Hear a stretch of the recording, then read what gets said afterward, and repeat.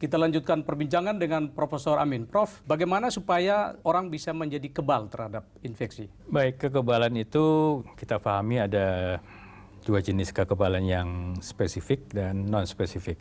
Artinya spesifik itu memang khusus ditujukan kepada si virus.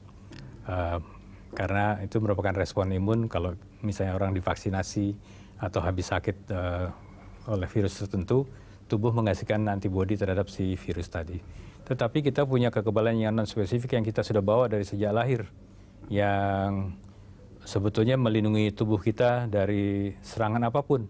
Itu misalnya kulit kita yang utuh itu tidak mudah terkena infeksi, ya, karena kulit kita rasanya pH-nya kan rendah, jadi rasanya agak asam. Itu mencegah pertumbuhan mikroba. Di saluran nafas juga begitu, di mulut, di hidung, di mata. Itu ada namanya imunoglobulin A yang bisa berfungsi untuk menangkal kalau ada virus. Itu kekebalan bawaan ya, Prof? Itu kekebalan bawaan yang sifatnya non-spesifik. Nah, kalau kita bisa memelihara itu dalam status yang seharusnya, artinya kita normalnya memang tidak rentan, tidak sensitif terhadap infeksi, jadi bisa menangkal. Nah, selama kita bisa pertahankan itu, insya Allah tidak mudah terinfeksi. Kalaupun terinfeksi, gejalanya ringan. Itu nggak ada kaitan sama gen ya? Ada beberapa gen yang bisa memengaruhi.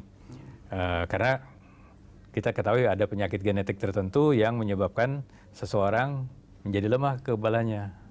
Nah, tapi kalau dikaitkan dengan gen, tentu pertanyaannya akan nanti apakah itu terkait dengan ras, dengan ya suku dan sebagainya kan.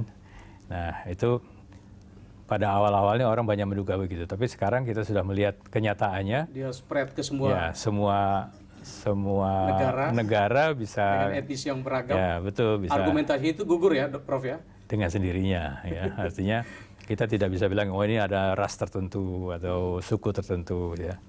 Itu sudah terpatahkan sih sekarang. Tadi Prof jelaskan bawaan, bisa nggak di luar bawaan apa yang harus kita lakukan, makan, minum supaya bisa meningkatkan kekebalan? Karena ini beredar ini, apakah ini mitos? Ada yang mengatakan bahwa harus banyak minum jahe nih. Ya, obat-obat herbal itu memang sudah dipakai oleh nenek moyang kita untuk meningkatkan kebugaran, meningkatkan daya tahan tubuh terhadap secara umum lah gitu ya. Artinya tidak spesifik, misalnya minum jahe akan membunuh virus AIDS misalnya, atau minum kurkumin akan membunuh virus corona misalnya. Itu tidak otomatis ya, Prof ya? Tidak spesifik. Tidak spesifik. Tidak. Maksudnya tidak spesifik artinya tidak apa? Ada bukti ilmiah sampai saat ini yang menunjukkan sudah ada percobaan misalnya virus corona dikasih kurkumin terus mati.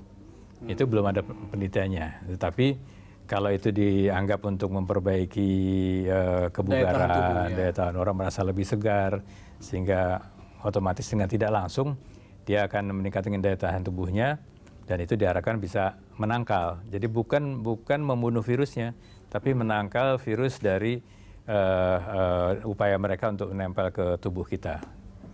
Itu fungsinya tadi yang disebut ada obat-obat herbal dan sebagainya. Itu boleh saja dikonsumsi itu, tapi itu sangat umum sih. Ada mitos ya mungkin bahwa virus corona itu akan mati di suhu di atas 37 derajat itu. Di daerah yang panas tidak akan. Itu secara ilmiah bisa dipertanggungjawabkan? Ya, kita mesti lihat virusnya ada di mana dulu nih. Jadi kalau di dalam tubuh kita ya suhunya kan 36-37. Virus hidup. Ya, jadi tergantung dari environment, dari lingkungannya si virus.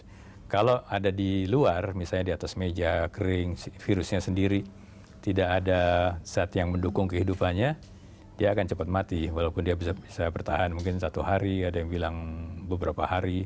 Sekali lagi tergantung dari environment.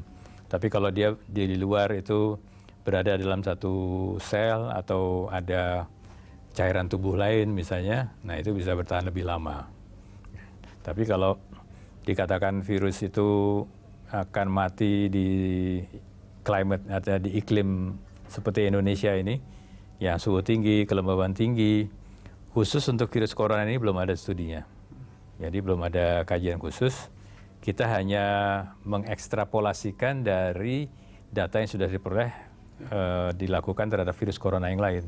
Memang mereka lebih agak rentan terhadap suhu yang agak lebih tinggi. Kalau dia satu famili dengan SARS dan MERS, itu SARS dan MERS bisa mati di suhu tinggi di musim panas atau gimana, Prof? Kita melihat dari pengalaman SARS yang menghilang sendiri ketika bulan Mei, Juni gitu ya. Nah itu pengamatan itu kemudian membuat orang menduga-duga atau mengharapkan kita nanti 2 bulan lagi, 3 bulan lagi dengan musim panas akan hilang. Tapi itu kan berdasarkan asumsi sebelumnya yang terinfeksi hanya di bagian utara, artinya di Cina dan sebagainya kan. Memang Cina sekarang musim dingin, Iran juga musim dingin ya, yang di Amerika juga gitu musim dingin. Tetapi itu juga kemudian terbantahkan ketika negara-negara tropis juga terkena. Malaysia, Singapura, Filipina, walaupun jumlahnya sedikit, dan itu sebagian besar adalah imported case.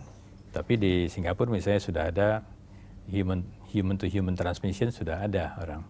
Ya, kemudian di Australia misalnya. Nah sekarang apalagi di Indonesia sudah muncul. Nah kita bisa melihat bahwa iklim di Indonesia itu tidak menjamin bahwa kita tidak akan tertular oleh virus corona ini. Kalau lihat penjelasan Prof ini berarti potensi penyebarannya bisa tambah meluas, dan kalau kita lihat fakta ya, dalam 1 minggu terakhir ini kan pertambahannya per tanggal 11 itu sudah jadi 34 orang yang terinfeksi dan 1 yang meninggal. Nah ini publik dilanda pertanyaan nih, mungkin nggak akan ada pertambahan, tapi kita bahas di segmen berikut. Pemirsa tetaplah bersama Profesor Amin Subandrio. Jadi belum perlu lockdown seperti di Italia. Saat ini belum. Cuman semuanya harus waspada, harus kooperatif.